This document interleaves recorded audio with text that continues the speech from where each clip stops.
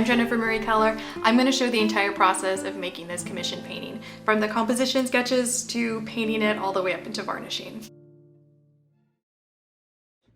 Jude is sick today. He can't go to daycare, and today's painting day, so I'm going to try and paint with him. Are you ready for this? Okay, here is Jude and I ate my lunch as fast as possible. Jude's still having his macaroni and cheese. I'm working. So I got sent a bunch of photo references for this commission of this girl in her quinceanera dress photo shoot. Beautiful, look at that. I picked out these two photos that I'm taking for the reference, but I don't really like the cropping. So I've changed it around here. I wonder if I can get both of these in the image. So yeah, when I'm sketching out something, well, these are from a past painting, but sketching out something, I get very scribbly and stay super loose. So let's see. Okay, so it's basically this photo. The big difference is the horse. I don't like how all of their heads, the horse and the girl, the heads are really on an equal plane. I mean, it's a beautiful photograph, but I think I can make it more dynamic in my painting of it for this commission piece. So you can see the big difference. This horse, I went from this photo reference, so he's gonna be down and I'm pushing him back more. So you have this head, Jude's giving his opinion. Her head, I'm also pushing her down farther. So it's more dynamic between the horse's heads up a little bit more, then we have her head, the horse down farther. And then this horse, do you see this horse? This horse is a model. This is a perfect counterposto pose, which basically means you're twisting your body in an interesting, like that is beautiful. This horse is working his angles and knows what he's doing. Definitely keeping that in there.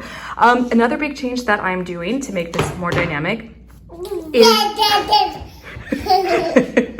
is to change up the spacing. So the horses they're pretty equally posed. There's more of a space. I want to make this space right here wider because I think that'll look better for this painting. So these horses, like they're almost touching, but not quite, but their heads are pretty, like everything is different spacing, which is what makes a really good painting. So the horse is really close to the frame right here. There's a wider gap here. All of the spaces between the girl, the horse is all different, and that is what's gonna make a really beautiful composition. So that's pretty much how I start compositions. Doing a little pencil sketch like this. I like to keep it very loose, very scribbly, so I'm more focused on the composition of big shapes, not worrying about all the details. So to start the painting, I'm using raw umber, just raw umber to start with, and also this stiff bristle brush that's good for scraping the paint around. And as you can see with the panel, I'm just got pretty much what I had for that initial sketch on there. And then now I've filled it in more. So I've got more shadow shapes, light shapes, so I can kind of see what I'm doing more, and still just using that raw umber color, and did that all with just these two brushes just to move the paint around.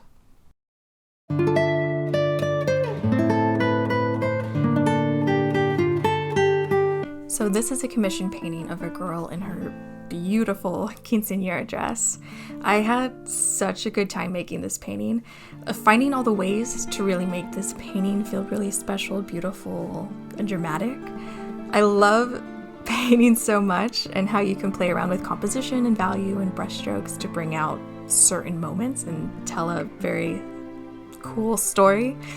The girl is the star of this story, and she has the most detail in the painting and also the most contrast of values, from her dark hair to the whites in her crown, the small details in her face, and then also contrasting that to the more expressive, looser brushstrokes in her dress. Oh, that dress, it's so amazing. It was so fun to paint. Just getting to use all those reds and golds, it was really fun. And in the bottom of the dress, I faded the dress out into the background, pulling those reds into the ground and the background to give it kind of like a softer, more ethereal feel to it. And as for the horses, they give such an interesting element to the painting and the whole, really to the whole story of the painting. I made sure to keep the horses softer, not as detailed, so still the focus is all on the girl.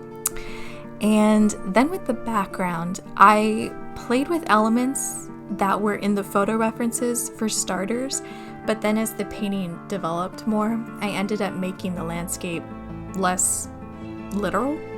I think it still has the feeling of a landscape in autumn, but I wanted it to feel more like, have a feeling of autumn rather than showing specific trees or leaves, which I think really helps to give that painting a more dreamy and ethereal feeling to it. After the painting has fully dried, I'm able to varnish it, which is really great because it protects the painting and makes the painting look really fresh and saturated with color. I've tried so many varnishes in the past, but I finally found this perfect one that does such a good job.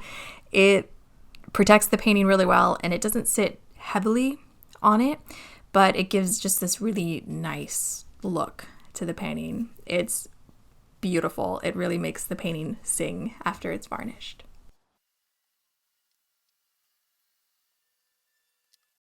This painting is now varnished. It took the varnish really well, so now has that nice, even look to the surface. And because of the varnish, the paint strokes are going to look fresh, like they were just painted forever.